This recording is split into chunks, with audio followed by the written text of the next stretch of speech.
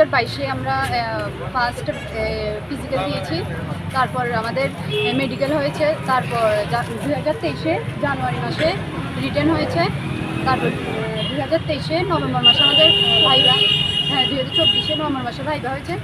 এখন আমাদের 7 দিনের মধ্যে, এখন শুধু বাকি আছে আমাদের মেরিট লিস্ট। এখন আমাদের সকলের একটা আবেদন, আমাদের 7 দিনের মধ্যে যাতে মেরিট লিস্টটা দেওয়া হয়। কার কাছে আবেদনটা?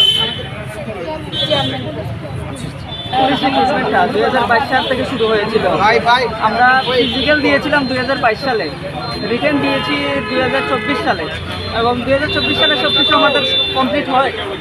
আজকে প্রায় ভাইবা কমপ্লিট হওয়ার প্রায় আজকে 3 মাস অতিক্রম করলো, আমাদের ফাইনাল মেরিট লিস্টটা দিচ্ছে না।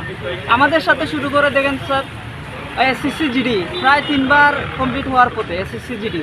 তো আমরা যারা এজ ওভার হয়েছে, আমাদের একটা টেনশন যে টিপিএসসি যেহেতু রিটেন এক্সামের পরে 15 হতে 20 দিনের মধ্যে ফাইনাল মেরিট লিস্ট দিয়ে দেয়, তো আমাদেরটা এখনও দিচ্ছে না। তার জন্য আমরা আজকে চেয়ারম্যান স্যারের সাথে দেখা করব এবং ওনাকে বলবো যে আমাদের প্রসেসটা যেন উইদিন 7 দিনের মধ্যে আমাদের মেরিট লিস্টটা দিয়ে কমপ্লিট করা হয়। এর জন্য আমরা এসেছিলাম আজকে এখানে। কতদিন আগে আপনারা ইন্টারভিউ দিয়েছিল? 2024 সালে দেখা করবো চেয়ারম্যান স্যার, রিক্রুটমেন্ট কমিটির চেয়ারম্যান স্যার। কোন দপ্তরে? Police department, home